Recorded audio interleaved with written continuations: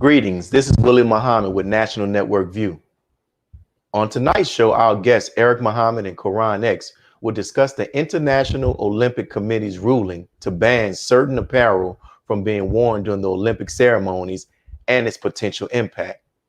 Later in the show, our guests will discuss the individual acts of violence against religious groups and whether the NOI is anti-Semitic. Lastly, our guests will discuss legislation to ban schools from teaching critical race theory, which recognizes that systematic racism is part of the American society. But before we delve into the top news, let's do a recap on the current events we've covered this past week with National Network View. On yesterday, I Have a Testimony show with my guest student, Minister Troy Muhammad of Detroit Mosque No. 1. He shared his phenomenal testimony and how the teachings of the Most Honorable Elijah Muhammad and the Honorable Minister Louis Farrakhan has transformed his life. Were other inmates there who were watching the minister on Donahue, were they also impacted? Were they end up joining, or was just you for your recollection? Oh no, it wasn't just me. It was many joined on that day. Many joined on that day. And the thing about prison is that his words allowed us to set a new tone with our life, man. To be 200, 300 miles from home, locked in a cell, man, and trying to find some definition of what your life is going to be. Because you're sitting in there. We were at a prison that they call Gladiator School, where everybody in there was 17 and up, but they had over 20 years to do. So it was like a hopeless environment. But the minister's words and his representation gave men who had no hope. Gave men who had no plan, the idea that they could have a plan. NNV News anchor Robert Muhammad spoke with NNV Weekly contributor Charles Muhammad about how to eat to live and the best vegetables to eat. And what does How to Eat to Live say which fruits and vegetables we should eat?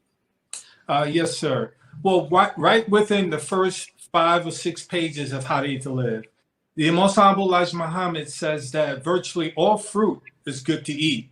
And then he says virtually all vegetables are good to eat. Then he begins to list the no-nos of vegetables that are not good for us, namely peas, beans, except for the small white navy bean, potatoes, soybean, corn, rice, nuts, and even greens. So trying to explain this to a person who wants to become vegetarian, when we say, the Honorable Elijah Muhammad says be vegetarian, but there's certain vegetables you can't eat. You need to take the time to explain why those certain vegetables are not good to eat. Robert Muhammad's guest on the Al-Azhar report was student minister Darrell Muhammad, who discussed the surge of overdose of deaths during the pandemic. What are your thoughts on the recent opioid crisis and how it has risen during the pandemic? Yes, well, when I first was given this assignment, I was very shocked at the number of overdose deaths that has occurred during this pandemic. And what it has shown to me is that, as the Honorable Minister Louis Farrakhan has just spoken in the video, that we are now living in the end time and we're in the shock of the hour. And the people now have no clues, no ideas of what to do. And so their minds are stressed. They have no answer. They have no one to counsel them as these things intensify. So in order to escape the pain of the pestilence of coronavirus, people, in order to escape their pain now, are turning more and more to drugs, and the isolation of the coronavirus pandemic, when we were all isolated, only added to that problem. NNV contributor Hassan Muhammad discussed the circulation of money, budgeting, and building wealth. Where do I get started making my own budget? Pen and paper is the age-old method to budgeting, and putting it down on a piece of paper. So it can be just that simple. rent, mortgage, insurance, groceries, these things that we purchase daily, weekly, or monthly. And you can go as grandeur as myself. I have an Excel spreadsheet that I use, and I have developed a year budget for my household at one point, and I kept it rolling out 12 months. So you can be as crude as and start. I don't even want to say crude, but as simple as pencil and paper to start, and then Excel or any other budgeting apps that are out there, and there are many. Some of our banking institutions offer budgeting apps right where we bank, where we can track our expenses right inside what they offer for us as well. NNV News anchor Rosalind Park spoke with Brian E. Muhammad, NNV weekly contributor for the Global View, about systematic racist police violence and genocide of Blacks in the United States. Your recent article in the Final Call newspaper is entitled "Ugly America. Panel Condemns Ongoing Police Genocide Against Blacks." Who were among the individuals and group representatives on that International Commission of Inquiry panel and on systemic racist police violence? Well, it was a panel of commissioners, all from outside of America. None of them were from the United States, all impartial to the politics and everything within America. But there was 12 of them from the Caribbean, Africa, Asia, Latin America, and Europe. And it was put together by a group of lawyer groups that came together called the International Commission of Inquiry on Systematic Racist Police Violence Against People of African Descent in the United States. And that's who put it together. Julius Tillery, a fifth-generation Black farmer referred to as the Puff Daddy of cotton, discussed his brand of Black cotton. Keeping in mind our history, and as you mentioned in the clip, we have a negative connotation with cotton.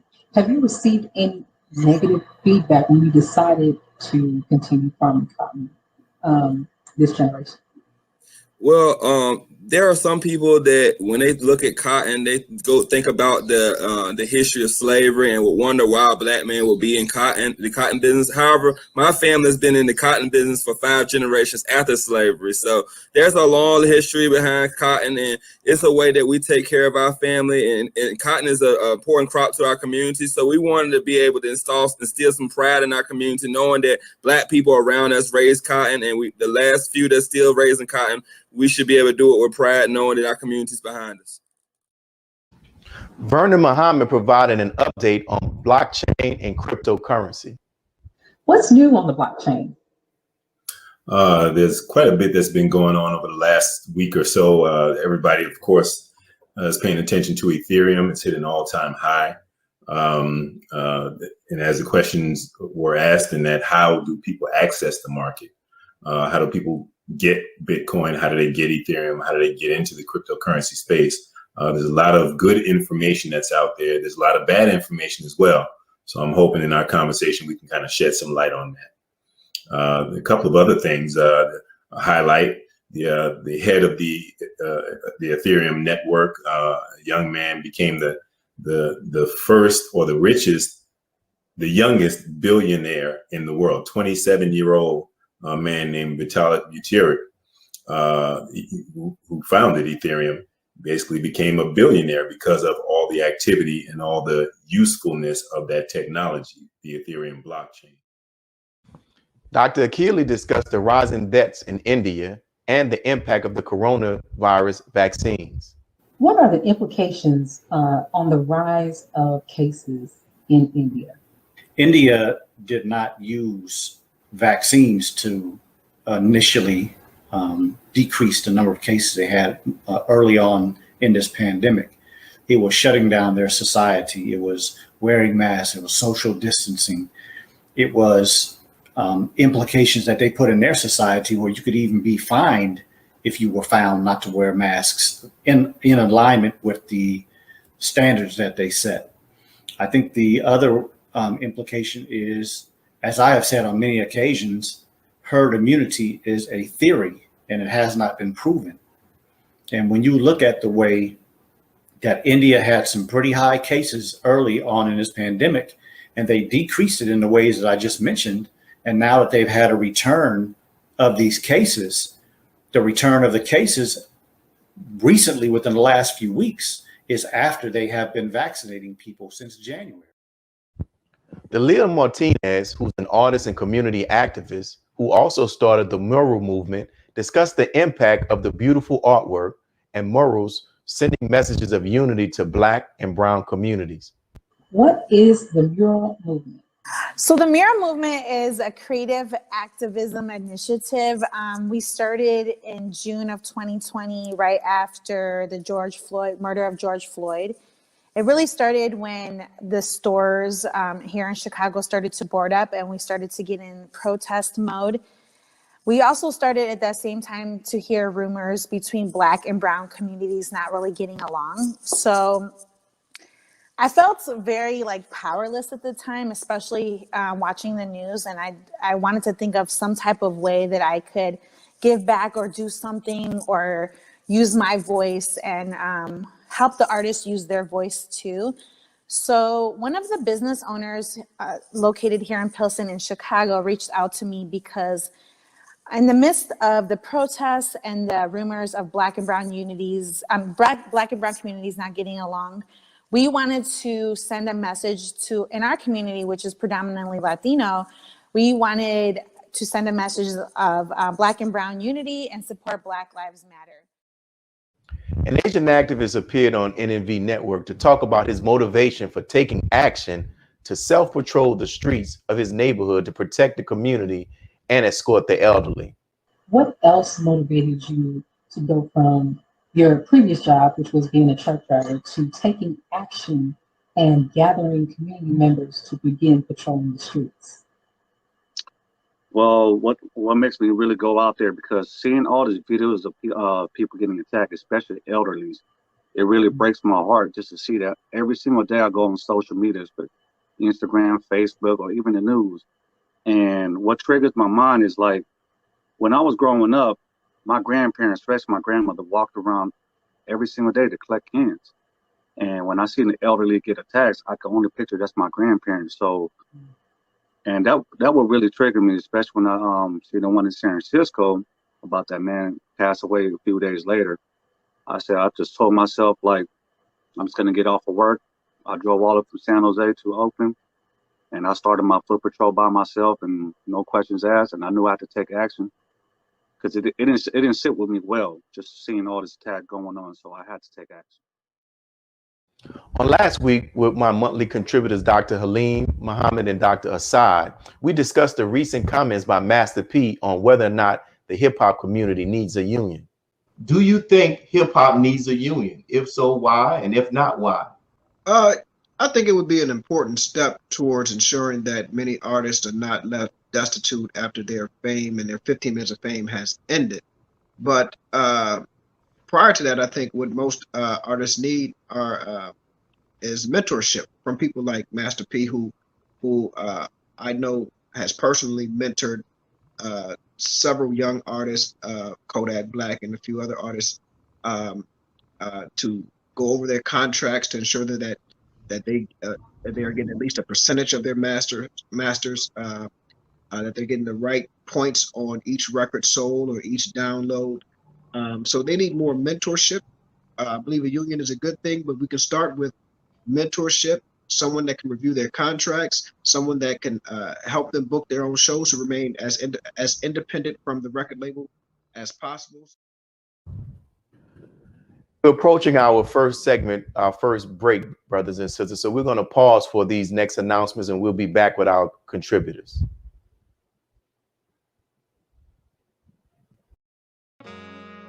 Be a part of the force that powers truth in journalism. Your support helps us to highlight solutions for a brighter tomorrow. Go to nnvnews.com/donate. Asiatic Minds. Online education. Helping our children to discover their God-given skills, gifts, talents, and passion that will allow them to see their greatness, as well as the greatness of our people, and upon discovering that greatness, infusing them with the desire to use it for the betterment of themselves, their families, our people, and the world. Call now, 502-219-4848. This is Sister Sajda Muhammad. We are proud to announce that the Sajda House commemorative Elijah coins are finally here. This priceless heirloom, made from recycled copper from the messenger's home, is now available at sajdahouse.com. The hashtag Bank Black social media campaign made strides not only in revolutionizing how we bank, but also how we think. The movement inspired thousands of African Americans across the country to transfer or deposit millions of dollars into Black-owned banks. These are banks that will invest in urban communities, employ African Americans, support Black businesses, and inspire Black home ownership. This is a very proud moment for our culture as we are taking small but significant steps towards building Black power through Black wealth. Thank you for tuning in to NNV News. Please share your thoughts with us in the comments section below. Follow us on social media at NNV News, and please subscribe to our YouTube channel, National Network View. This is Clifton Muhammad with NNVnews.com.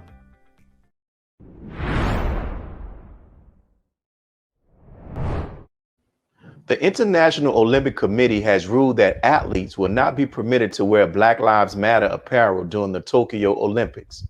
The IOC revealed weeks ago it would consider punishing any athletes involved in protests or demonstrations during the ceremonies or on the podium, specifically forbidding it.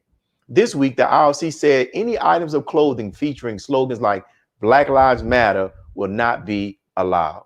A kind of boycott for whatever reason is against this mission of the Olympic Games, and I ask them to respect this political neutrality of the Olympic Games, and by not using them there as a stage for their political purposes. Here to discuss this topic are our monthly contributors, Assistant Student Minister of the Southwest Region, Brother Eric Muhammad, and Student Minister QuranX of Muhammad Mosque number 18. Thank you, brothers, for joining us once again on NNV Network News. Thank you for having us.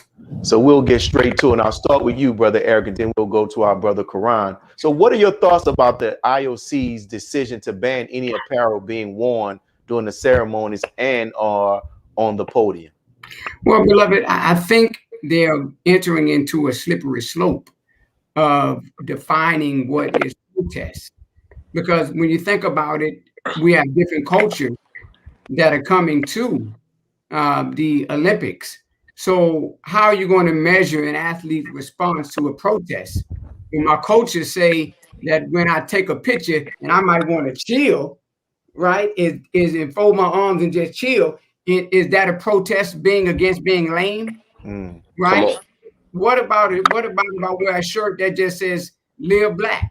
Right? How are you going to define Black? Right? So I think they're going into a slippery slope. But also when you look at the IOC, what you're also looking at is consistent promotes what they call national jingoism, which also deals with extreme patriotism and also deals with nationalism at the games. As far as when they do the national anthem, when the gold medalists, that country get to hear their national anthem while the other spectators got to sit and listen, stand and watch. Also in 1936 from Berlin, when despite that Adolf Hitler showcased that Germans was the master race. So I think what they're falling into is a very slippery slope of definition of what is protest and what is not protest. Yes, sir. And Brother Quran? Yes, sir. Just looking into it and diving a little deeper after hearing about this news, we find out that the IOC has a committee of over 103 members. And these members are all of the international family. And out of the 103 members, there are also an additional 45 honorary members. But going further, there are 2 members above the honorary status, and they're called honored members. One of those members, we find out, is a name that's very familiar to us, Henry Kissinger. So the question becomes, what is the mindset that's behind this whole entire international organization?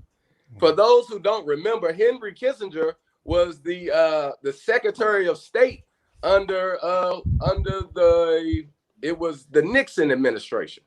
And so he wrote what was called then the NSSM 200 report. And in this, it identified the third world countries and the growing population within these third world countries, or the original people of the planet, as the #1 enemy to national security here in America. He further went to produce the Global 2000 report that essentially made America's international policy. The #1 idea was to call the population by 2 billion people on the planet. And call is another word for eliminate, kill, to cut back the population of the planet. So when we hear about sports, you know, we know from the Roman games that sports alone even is a distraction. So what is these Olympic Games? What is the mindset behind it? You know, we find out from names like Henry Kissinger, the mindset may be a little satanic, and this thing may be deeper than what we even believe on surface. Yes, sir. Appreciate that. And so, Brother Eric, in regards to this, you know, even though I know that they're banning this, you know, there's that iconic image of the brothers holding their fist up during one of the Olympics in the 70s or the 60s, right? If there were any protests or demonstrations with this ban being implemented, you know, what do you think will be the impact of such activities if some athletes decide that I'm going to wear this anyway? Well, you know, again, how are you going to the IOC in coming up with different punishments? You know, how are you going to measure that? They don't even know. That's why they never said what they're going to do, because what you have is the NOC, the National Organizing Olympic Committee, a National Olympic Committee, you know, of America, that is putting this out to the IOC. Because as you notice, even in the 60s, before there was social media, they never wanted our plight to go to the UN, the plight of Black people in America. They don't want the Black people's cause, what's going on in America, to be on the world stage. That's right. See, so again, it's a slippery slope. You know, I think they throwing stuff against the wall to see if it stick. However, how many people are actually going to watch the Olympics versus if LeBron James decided to put on a shirt in his hotel room? Because they did say that you can wear it, but just not at the event. You can actually do in the press conferences and interviews, right? You can also put your platform on digital or traditional media, other platforms. So LeBron James have millions of followers. These individuals have millions of followers. So the protests at the Olympics would get out even further reach than it would be individuals watching it on the IOC or whatever, Channel 2, NBC, which they'll be watching. Right. Great point, Brother Quran. Brother Eric brought up, a very great point about this in regards to America not wanting the plight of Black people to be brought on a national stage. So, and I find it interesting that the slogan Black Lives Matter has been mentioned specifically in the articles. Do you think this ruling could be a result of the U.S. using its governmental influence on the Olympics? We'll talk with you, and then we'll come back and close out with Brother Eric on this question as well. Yes, sir. What a beautiful question, Student Minister Willie. I had a conversation, and, you know, I try to keep my ears to the streets, stay in tune with the people. And so initially you heard a lot of our people, you know, murmuring about Tokyo and, you know, in Japan, and, you know, the Japanese are so racist for this. But how much of this really directly came from the Japanese?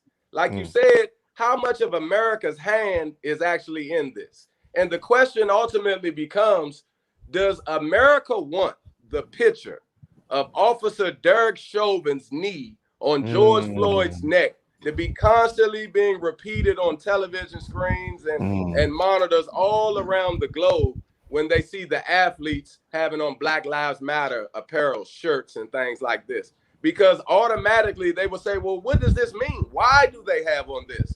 And then that would be the answer. And the picture's worth 1,000 words there, brother. That's a very good point, brother Eric. What do you think about that? Because that would definitely be a black eye for America, that during these Olympics, people are showing that gruesome picture that resulted in the death of our brother George Floyd. Well, you know, people have already seen it. It's already worldwide. So that's why this doesn't make sense. You know, so when you look at the fact that it's already worldwide, I think what they want to do is out of sight, out of mind. That's why they run these games. That's right. Sport and play. They want you to forget about it. As they say, forget about it. They want you to forget about it. Well, but you can't forget about it. Every time a black man show up and every time you see a black woman, you're actually looking at Black Lives Matter. Come on. It's ingrained in the minds of the people throughout the world. So it's already been shown. So for them to offer it as a way of just having the Olympic Games without any disruption, it doesn't make sense. Because just because I wear it and I play in it, they playing in it now. But they said this, and I close the point. They said you can wear a shirt that said peace on it. That goes in hand in hand with Black Lives Matter. That's right. You know, so they said you can wear these various slogans on it, right? But that connects also with Black Lives Matter. So again, to me, it just doesn't make sense, and I think it's just a waste of time. And it's just news that they wanted to put out there before the Olympics. It looks like the Olympic Committee is putting their knee on the black man's neck as well. They're just trying to silence out anything black, brother.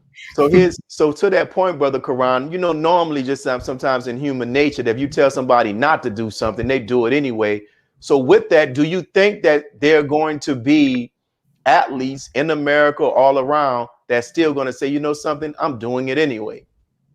I really honestly and truly do believe that will be the case. But even I think an even more solid show of unity would be for the black athletes to get together and just don't go to the Olympics. You know, show out the power of our unity and come together. And, you know, they, believe it or not, just the black basketball players, if they got together and got on TV and played a pickup game, they get more ratings than the NBA without them. So think about that. You know, maybe this would be a time for us, while we have the spotlight on us, an international spotlight, to actually show the power of our unity and withdraw from the sport and play for just a little bit, you know? You know, and I can see them doing that in basketball. Because in basketball, you're right, beloved. That's an excellent example, because they already basketball play all the time and, you know, across the world, right? You know, but for those who, like for track and field, you know, many of them are gymnastics. Many of them don't even, it's every 4 years. That's right. So this is another reason why they put that out there, because they know it's been a dream of these athletes to play in the Olympics. Beautiful point. You know, to run in the Olympics. You see, and so this is why they throw it out there, because they know they're not going to back away. But if they did take your point, which I'm 1,000% agreement with, if they did take that point, it will force the IOC and the NOC to have to reevaluate that statement, because America do want to win gold medals, because America win more gold medals in the Summer Olympics than they do in the Winter Olympics. So can you imagine all black people just decide to stay at home, and what the quarter mile would look like? What the 4x4 would look like, what the 4x1 would look like. You know, you might just win the gold medal in swimming. That's right. Wow. Well, we thank you all for your insight, brothers. And what we're going to do, we're getting ready for our next break, and we'll be back with our contributors, and they're going to talk about some of these recent attacks on religious houses in America, specifically recently on a synagogue. Be a part of the force that powers truth in journalism. Go to nnvnews.com/donate.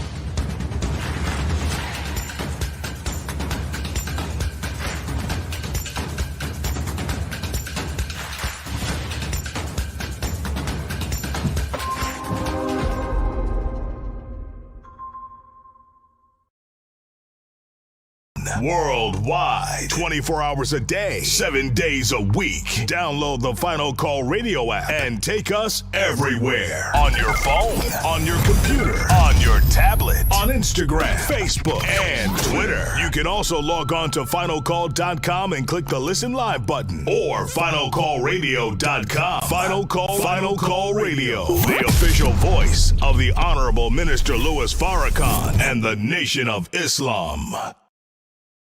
Please share your thoughts with us in the comment section below.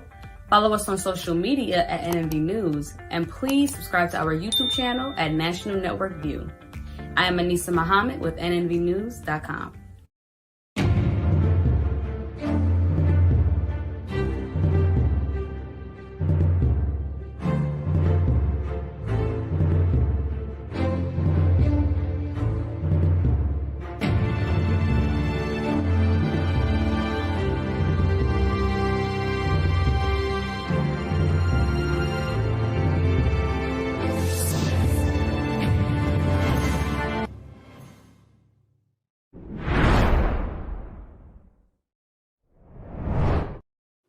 Surveillance footage showing a man hurling rocks through the doors and windows of houses of worship in New York City left community leaders on edge. Over the weekend, police arrested a 29-year-old man on a hate crime charge in connection with the vandalization of several Bronx synagogues, which included the destruction of prayer books. Hey, Jordan, why did you throw those rocks at the synagogue? Do you want to explain? 39-year-old Jordan Burnett was walked out of the 50th Precinct Station House handcuffed and shackled, looking dazed and confused, and finally mumbling right before he was placed in the police car that Jesus is his savior and that he did not throw any rocks. The Bronx man was taken into custody at 3 a.m. Saturday morning, riding a bicycle against the flow of traffic when police say he became uncooperative and would not show an ID. They took him in for questioning and discovered he fit the description of a man wanted for questioning in connection with several incidents of vandalism at 4 Riverdale synagogues. You've got the combination of very advanced detective work, intelligence, analysis, surveillance, patrol, working those streets using their instincts. You throw all of that at an investigation like this, and you don't know which one is going to be the one that's going to crack it. But you use those resources, and then you reach success. So we'll start this segment off with you, Brother Quran. So what is the Nation of Islam's position on such crimes which have resulted in the arrest of this 29, or they say 39, and some reports say 29-year-old suspect? Our brother has fell off, so we'll go with you, Brother Eric. What is the Nation of Islam's position on the vandalization of houses of worship? Well, beloved, that is not our way. That has never been the way of the teachings of the Honorable Elijah Muhammad as taught by the Honorable Minister Louis Farrakhan. Since we were established in 1930, you have no historical record, showing that we, the Nation of Islam, are nowhere in our teachings that we teach a person to go out and behave in such a manner. There's nowhere in our literature, it's nowhere in the Holy Quran that we read, and we're totally forbidden, as the minister teaches us, to destroy any property, especially where Allah, God's name is being remembered, because that's a place of worship that we can go to. Oftentimes when I'm traveling down the highway going to another city, I see a church, and sometimes I say, man, I need to go make prayer, right? So that is our thought process, that I know that any place of worship, regardless of its faith expression, is a place that we can find solace in, or we can find peace in. Good. And I know, my brother, we're in the month of Ramadan, where we've been asked to read the Holy Quran every day. And I know I consider you to be a Quranic scholar. Is there any specific guidance found in the Holy Quran regarding what should be a Muslim's conduct as it relates to situations like these? Yes, the Quran really, it forbids us. Again, there's nowhere in the Holy Quran where it tells us to violate. Even in the history of Islam, in many of the places where we went into and Islam became the dominant faith, you know, we never destroyed the relics of the places of worship that became under Islamic rule. We allowed the people, even when you go into Spain and look, when Spain over 700 years ago, when the Moors were ruling Spain, the freedom of expression, the freedom of religion was permitted to everyone. So that is our history. That is our Quran, where it says evil is a bad name after faith. See, so if a person expresses faith, whether they're Christian, whether they're Jew, whether they're Sabaean, if they will have their day with their Lord, the Quran teaches us, and they are our brothers in faith. Beautiful, beautiful. So, and with that being said, Brother Eric, you know, why is it that you are a follower of the Honorable Minister Louis Farrakhan, and you're a student of the Holy Quran, and you're a Muslim? But many people will think that members of the Nation of Islam will be cheering and condoning such behavior because the Honorable Minister Louis Farrakhan is falsely labeled as an anti-Semite and the Nation of Islam as a hate group. Why do you think that there's this misunderstanding when you just clearly articulated that we not only condemn those type of behaviors, but in our religious belief, we are told to oppose such activity? Yes, because everybody has an agenda.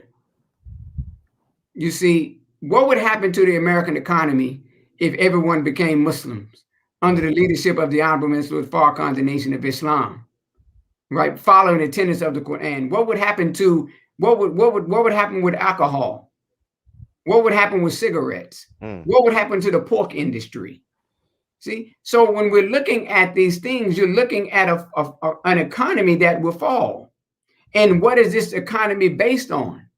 So all throughout the scriptures, you see the men of God opposed by the leadership of government. And the question is, why? Why do they have to lie? Why they can't just say, well, okay, well, he didn't say that, we just oppose him. See, so it's because they have an agenda. Because as the Quran says, and the people will follow him. And if everybody followed him, then what type of country will you have? And what would happen to this American economy, this capitalistic society that you see? So they want to continue to muddy the waters with falsehood, muddy the waters with lies, muddy the waters with that which is just so untrue.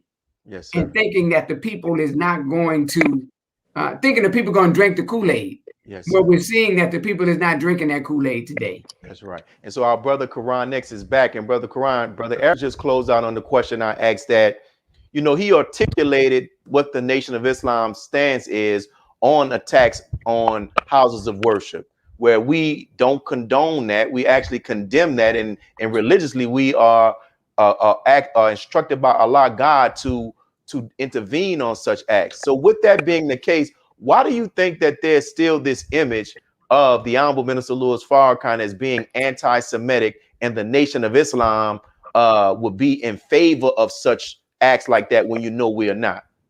Well, dear brother, it's the same forces that went against Jesus of the Gospels in his day.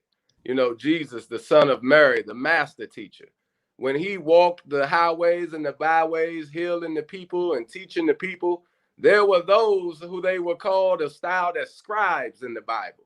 And they would say all manner of evil against Jesus. Jesus would heal the people and they would say, well, he did it by the power of Beelzebub, or he did it by the power of the devil, or, you know, they would say all manner of evil against him, that none of it was true. And he was a man who dedicated his life and literally gave his life to the point of death and suffering for the people.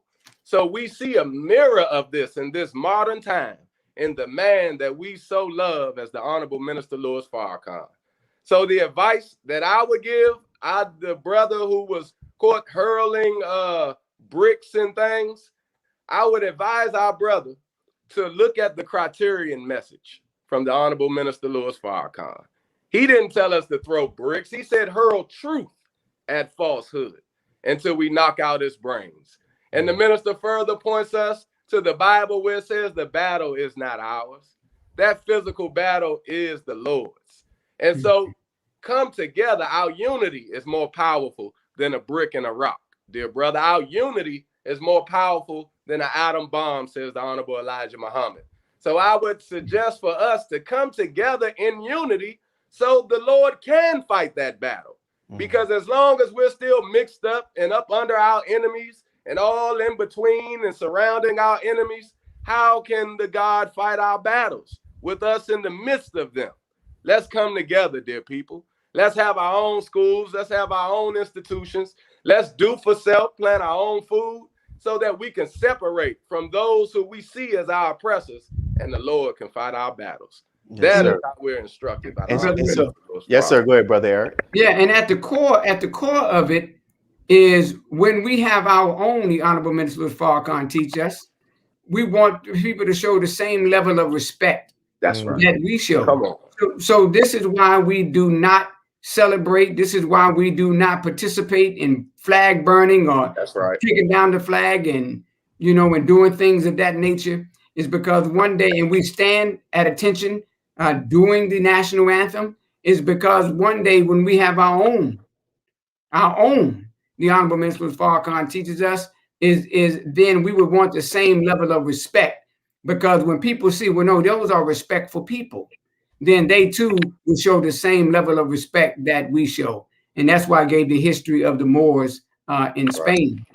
If I may, just real quick. Yes, sir. Think about during the time when we go back into the scripture, Jehovah didn't tell the children of Israel to go out with nets and catch all the locusts in the land and then unleash them out on Pharaoh's people. Almighty God just commanded the locusts to attack Pharaoh and his people. He didn't send us out to catch frogs or the slaves to go out and pour blood into the water and all these things. The Lord did that. So, dear brothers, don't go out muddying your hands. This is not the way. This is not the way of God. This is not the way that we are instructed in the Nation of Islam, especially for those members. And Brother Eric, we have about 2 more minutes before we go into a break. Can you explain, is it true or is it false that as members of the Nation of Islam, that we are not to carry weapons? That's right. Can you elaborate on that before the break? Yes, and that we don't carry weapons. You know, we don't carry as much as a penknife. That's right. And so as my brother Quran was so eloquently explaining, is that vengeance is mine, said the Lord. Because look at our community and our condition.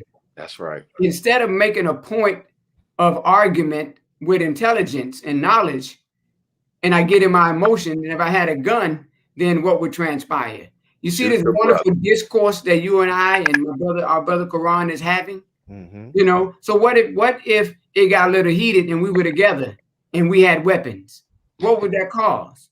But that's right. But however, as we're taught that we don't care as much as a penknife, and that we let our words be that which we use, because as my brother stated, the scripture says, vengeance is mine, said the Lord. All through the Quran, you see that, and through the Bible, you see that. Brother Quran, we have 1 quick minute. What are your thoughts on that in 1 minute? Yes, sir. Our power, 10 black men organized and united look like 10,000 to an enemy. So if we come together and organize, we come together and clean up, because I don't want to go to war with nobody high and drunk anyway, because they're going to leave me out there. How can you have my back? You out there lifted. So with that being said, let's clean up. Let's stand up. Let's come together in unity, and we're stronger than any weapon, anyone. No weapon formed against us shall prosper, says the scripture. Thank you all, brothers. And we also thank our people. We see you all who are commenting. We appreciate your commenting. We're going to pause and we're going to go into our next public announcements, and we'll be back with our last segment. Be a part of the force that powers truth in journalism. Your support helps to combat false media. Cash App NNV News. Greetings from National Network View. This week's Final Call cover story headline memorializes the late, great DMX. Last week, DMX's life was celebrated at the Barclays Center in Brooklyn. Large crowds gathered to honor the legend. They were there to remember a man who wasn't afraid to express his pain with the world. The Honorable Minister Louis Farrakhan spoke via Zoom to the large audience. He delivered words of comfort, wisdom, and guidance to everyone under the sound of his voice. DMX will live on. This FCM volume number 29 edition features the middle page article is a transcript of what the Honorable Minister Louis Farrakhan said at the memorial. To read more, subscribe to finalcalldigital.com and tune in to the all-new Final Call Radio. This is the nnvnews.com Final Call Cover Report.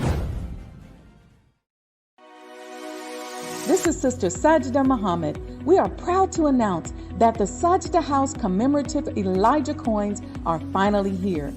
This priceless heirloom, made from recycled copper from the messenger's home, is now available at sajdahouse.com. Please make sure you leave your comments and questions in the comment section below. Follow us on Facebook, National Network View, and make sure to check us out on Twitter as well, National Network View. This is Sergio Gutierrez with National Network View, signing off.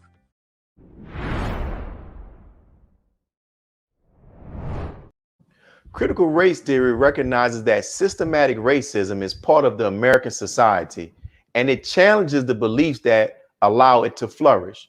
Efforts have been made to include critical race theory in lower and upper educational curriculums throughout America. Recently, in several states, legislation is being drafted and passed that bans critical race theory from being included in educational curriculum. Welcome back. Florida Governor Ron DeSantis blasting critical race theory and banning it from the new statewide civics curriculum. DeSantis echoing former President Trump when making that announcement yesterday. Our schools are supposed to give people a foundation of knowledge, not supposed to be indoctrination centers where you're trying to push specific ideologies. Let me be clear, there's no room in our classrooms for things like critical race theory. Teaching kids to hate their country and to hate each other is not worth 1 red cent of taxpayer money. So, Brother Eric, we'll start off with you. Should critical race theory be included as part of the educational curriculum in America? Well, first of all, what are we talking about when we say critical race theory? Right? It's a social construct. It was developed. The term was coined by a legal scholar named Kimberly Crenshaw, who coined the term CRT, right? And she notes, or he notes, that it is a noun. It is not a noun, but a verb, right? It critiques how social construct of race and institutionalized racism perpetuates a racial caste system that regulates people of color to the bottom of the tiers. So that's one aspect of it, right? So we can agree with that, because if I want to teach Yakub history, that is history. And as the governor stated, that is knowledge, teaching you where you come from. Now, if you feel a certain way about yourself after that, then that's on you. So it's not necessarily about indoctrinating people to hate themselves. It's because that's the way you teach it. Right? But if you don't have envy or hate in your heart, you can teach knowledge or give knowledge without it coming across as a way of indoctrination or causing people to hate themselves. But there's another aspect of this critical race theory that deals with also recognizing race as an intersect of other identities, including sexuality, gender identity, and others. You see? So now it's getting that term I used earlier into this slippery slope. Right? When you're dealing with transgender, right? Where boys can say they're girls and girls can say they're boys, right? And now you're muttering again the curriculum. But what is at the root of this? At the root of this, I want us to understand this point. At the root of this so-called conservative governors are passing these bills. This is a war between Caucasian conservative mind and the Caucasian liberal mind. And guess who's in the middle of this social construct? the so-called African-American mind that was made in America that is caught in the middle and is being used by the Caucasian liberal mind. See, so this is a war between two Caucasian mindsets that wants dominance. This is one reason why you're looking at Joe Biden as the president, this liberal as the president, right? So what you're dealing with is this mindset of Joe Biden, the liberals telling the white conservatives, hey man, look here, if you come this route, you can still be in the rulership, because black people give almost 95% of their vote to the Democratic Party. And regardless of our scholarship, this is the mind that we produce, not the mind of separation. So I agree with certain aspects of it. To your original question, I agree with certain aspects of it that we should be able to teach knowledge without it being an indoctrination into a person that would cause them to hate themselves, because we all come from a state of a position of life, all people that is not so to be spoken of. But Allah found a way to raise us all up out of that condition. So we do definitely need to teach that history. So Brother Quran, so like as Brother Eric mentioned, and repeating what I think it was the governor of the mayor who said, he talked about how it is, they shouldn't be taught. So he actually said it was unpatriotic. It was unpatriotic. So is the inclusion of critical race theory that challenges, on the surface, it challenges systematic racism in American society, is it unpatriotic from your perspective? Well, dear brother, we look at the foundations of America. In a way, you can say it's unpatriotic, because America was founded on slavery and oppression. America was founded on the extermination of the original inhabitants of the country. And then it was built on the backs of those that they went across the seas and captured and brought across, and many, many of us died, as we know the story in that. But we look at in the monumental revelatory book called Closing the Gap, Torchlight of America, by the Honorable Minister Louis Farrakhan, he stated that the true purpose of education was for the cultivation of the mind, body, and spirit of the individual, so that they can take fast to their true purpose in life, which is to become a reflection of your creator. So what is that saying? So we look at the educational paradigm given to us in America or in this international power structure, and we look at it, and what has been taken out of the educational system? God. They separated church and state. They've taken God completely out of the education. So we got some major plagiarism going on, because if God is the author of all truth, if he's the author of all knowledge, how can we possibly take him out of the situation? So now we get what we see today. We get conflict, we get confusion, and we get a knife sliced through what's considered truth. And now it's, well, what truth do we want to tell or not? How much truth do we want to reveal? And when you get down to the articles and you listen to the interviews by some of these governors and state officials, it comes down to hurting the feelings of people. We don't want to hurt people's feelings. We don't want people to feel guilty. Well, maybe sometimes the damn truth hurts. Sometimes it does. So maybe we do need to feel guilty if we are guilty. Maybe we should feel what we are. Maybe if we have a hand that can help in changing a situation, and that hand is not helping in changing that situation, then maybe our hands are a little more dirty than some of the current people in the major society think they are. And I'll stop there. And Brother Eric, you mentioned President Joe Biden. So in articles that I've read in preparation for this, it said that his administration has been supportive of the inclusion of critical race theory. So should this be considered as a positive sign that his administration will advocate on issues that are important to the Black community? If you look at it from that perspective, yes, because you got to remember, that's the same individual who a major participant in the crime bill. So he feels that in his mindset of what he did in '94, that what he do now as the president versus being the senator is he's righting those wrongs, but he's not righting the wrongs, right? He's still wrong. because of what was done. And this would not change his administration and their beliefs and support of the critical race theory will not change or undo what was done. So I don't think it's unpatriotic. I think that when you're looking at critical race theory, I think that we should be able to have dialogue in the classroom, about these things. But you can't control people's emotion. Like, I'm from Texas, right? But I'm from the state where they say, I'm from Texas. What country are you from? This cowboy mentality, right? So the two bills that through the Texas legislature would bar the teachings of critical race theory and academic discipline that views race as a social construct and examines how racism has shaped the legal and social systems. See, because they don't want people to know who they are and where they come from. So as a former classroom educator, if I desire and I want to go in the classroom and teach Yakub's history, the making of Caucasian people, you telling me that is unpatriotic? That's asinine.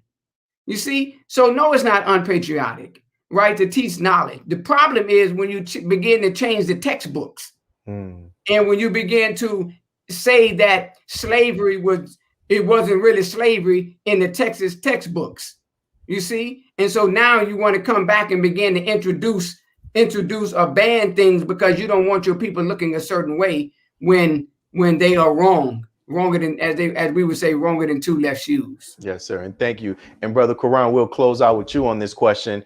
Some black people will see this and may get excited and say, hey, they're going to include critical race theory into the school system. So my children are going to learn about this. Should we as black parents leave the responsibility of teaching our children about the devastating impact of white supremacy and even the great accomplishments of black people throughout the world history to the school systems? Oh, beautiful question, brother. Minister Willie. Beautiful question, brother. I have to say this, and I really I hate to disappoint our dear black parents and so many of us that's getting so excited. But I have to be true to the teachings that have lifted me up out of the mud and given me something to say today on this wonderful program. And that is, the Honorable Minister Louis Farrakhan taught us that if a man doesn't treat you right, then you cannot expect him to teach you right. So number one, we must not put our trust in our 400-year slave master to teach and train us, especially our children, because the parents aren't even there in the school. And once those doors close, the teachers can teach whatever they want. So what must we do? We must separate. We must have our own schools, our own institutions, because I got a question, dear brother Willie. Would it make sense for a person that's in power to give power to a person to come into their system, pay them to come in and teach the very truth that would dismantle and destroy their system? Does that even make sense? I don't even expect them to do that. When you really think about it, can you ask a man to pay you to come in to destroy his house? No, it doesn't even make sense. So the only sense is for us to start the groundwork to have our own institutions, start the groundwork, start coming together, pooling our resources. If you own a property and you're not doing nothing with it, get together with 5 black teachers who can get together with 5 black philanthropists, who can get together with 5 black, contractors and so on, and let's do for self. Let's have our own institutions. I think that is the best and only solution. Yes, sir. Well, we appreciate both of your commentaries, brother. And I can see our people that are in the comment section, they appreciate it as well. For those who are in the comment section, make sure you hit the like buttons. Make sure you hit the love button. We're not asking out of vanity. This helps to increase the opportunity of this coming across people's timeline on social media. And make sure you also subscribe to NNV. This is not just a regular, just not your norm. This is not your just some people who have an internet show. No, this is a national network view. It's daily. A network news network is daily every day, especially Mondays through Fridays at 5 p.m. Central Time. So we love your support. Thank you all who've been supporting us. Tune in to get your black view and your black news from National Network View. This is your brother Willie Muhammad. Good night. Be a part of the force that powers truth in journalism. Go to nnvnews.com/donate.